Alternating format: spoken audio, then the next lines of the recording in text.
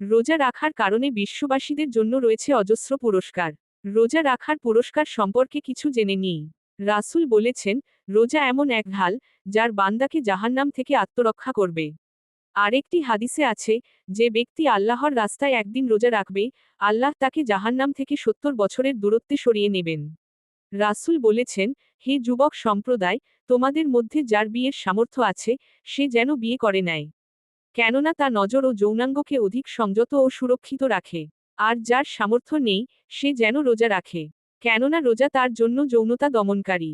আবু উমামা বলেন, হে আল্লাহর রাসূল, আমাকে এমন একটি কাজের আদেশ করুন, যার মাধ্যমে আল্লাহ আমাকে উপকৃত করবেন। নবীজি তাকে বলেন, তুমি রোজা রাখো। কেননা এর কোনো তুলনা চলে না।